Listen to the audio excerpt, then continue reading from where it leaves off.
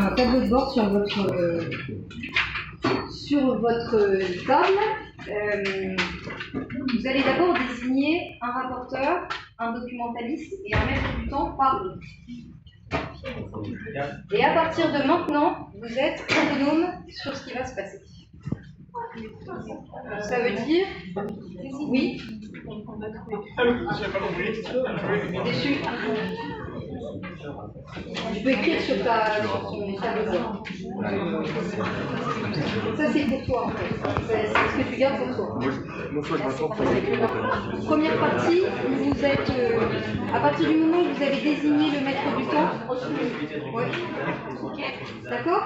Est-ce que c'est bon? Vous avez chacun désigné, chaque groupe a désigné un maître du temps, un documentaliste et un rapporteur. Pardon? Il n'y a que 3 personnes qui ont un rôle particulier. Après, tout le monde va participer. On est parti? Oui.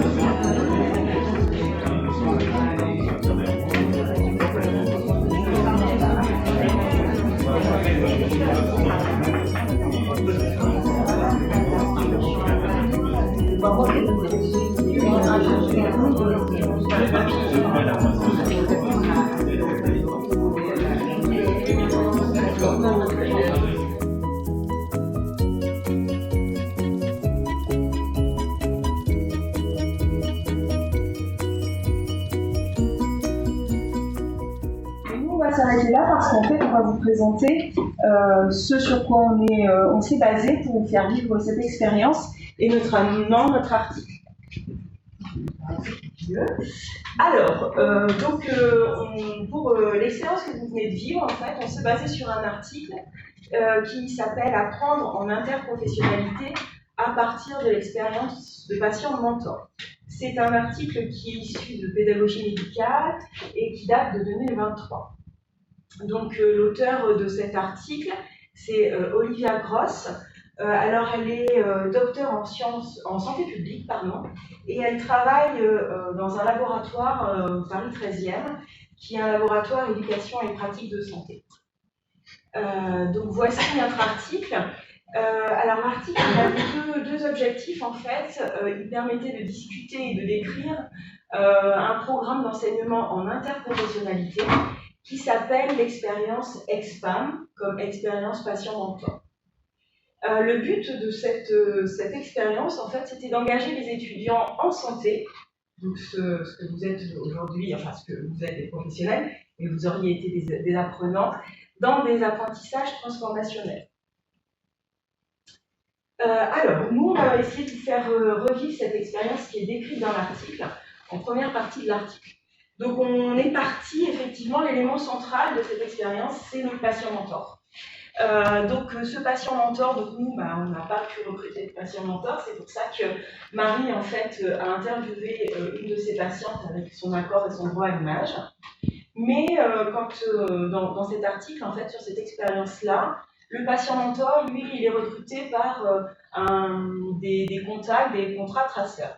Les profils de ces patients sont très variables. Elle décrit des profils de patients entre 27 et 65 ans, mais ils ont tous la particularité d'avoir une situation de prise en soins en fait, assez complexe. On est plutôt dans des pathologies chroniques. Ensuite, donc ça, on a notre patient mentor qui est recruté, qui est au centre de cette expérience. Et cette expérience, elle s'est créée un peu comme aujourd'hui par la coordination de petits groupes d'étudiants lors de leur dernière année d'études. Alors, on est sur des disciplines différentes, donc on y associe des étudiants, infirmiers, médecins, pharmaciens. Voilà, vraiment, on avait 6 disciplines représentées de 3 universités différentes. Cette expérience se passait pour eux dans le cadre d'une unité optionnelle qui était basée sur la base du volontariat. Comment c'était organisé? En fait, les rencontres étaient organisées pendant 4 mois, une fois par mois, avec une autogestion des groupes, comme ce que vous venez de faire aujourd'hui. C'est-à-dire qu'ils avaient aussi un carnet de bord et un guide, et en fait, ils rencontraient leurs patients mentors et ils échangeaient autour de ce guide, comme vous venez de le faire, une fois par mois. Les rôles, pareil comme vous, étaient définis avec un documentaliste, un narrateur, un témoin, ils disent témoin, maître du temps, et puis d'autres témoins. Chaque fois, ils avaient un rôle bien défini. Et tout ça, c'était écrit dans un guide, et on leur livrait le guide, et ils se rencontraient, et l'originalité, c'était une rencontre dans un lieu qui était un lieu vraiment en dehors du contexte de soins, qui pouvait être un café, qui pouvait être un lieu social. Voilà. Donc, ils avaient vraiment une rencontre en dehors du contexte hospitalier. Donc l'objectif de cette expérience, c'était vraiment d'engager les étudiants en santé dans ce qu'ils appellent des apprentissages transformationnels. Ce programme est inspiré de programmes nord-américains, voilà, on n'invente rien, et il a été initié donc par le laboratoire éducation et promotion de la santé de Paris. Donc nous, on a essayé de récupérer un petit peu ce guide, mais il n'a pas été publié, en tout cas, ils ne l'ont pas publié. Les thèmes qui étaient abordés sur ces 4 rencontres avec le patient mentor, c'est ce que vous avez tous décliné sur une de vos parties avec la question que vous aviez dans l'enveloppe, qui était le parcours de vie et de soins du patient. On avait ensuite les relations de soins, les ressources en santé, les pratiques de soins et les informations de santé. Donc le thème était élaboré avec, pareil, le guide et des questions. Tous les protagonistes, en fait, avaient, même le patient mentor, avait ce guide-là, et ils s'autogéraient dans le groupe. Donc ça, c'est la première partie de l'article, traite vraiment de cette expérience-là, la description de cette expérience.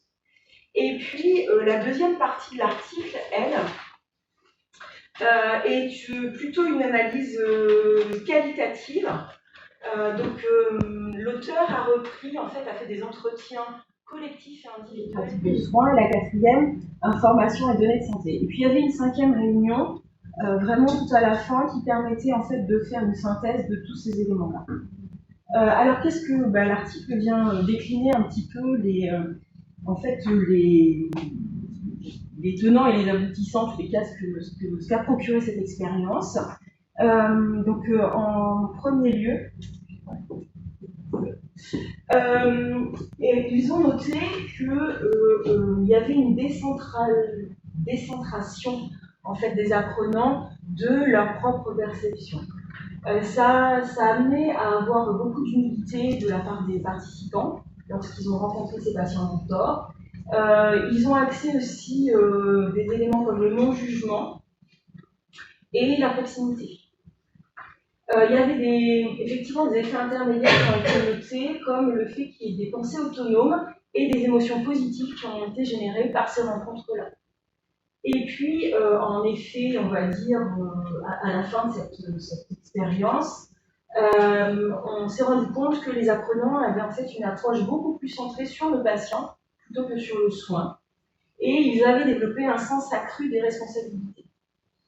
Donc en résumé, ce programme a eu pour effet de décentraliser le patient de lui-même dans un but d'humilité, avec un développement important de l'empathie, développement de pensée autonome et de sentiment de responsabilité. Et puis cette étude a montré aussi que les équipes pédagogiques qui avaient mis en place ce programme avaient eu une forte motivation à le proposer à leurs étudiants. Parce que c'était plutôt novateur et qu'en fait, le fait d'axer l'apprentissage sur la connaissance de l'autre et l'empathie était quelque chose de plutôt favorable. Donc ça, c'était un petit peu les conséquences de ce programme.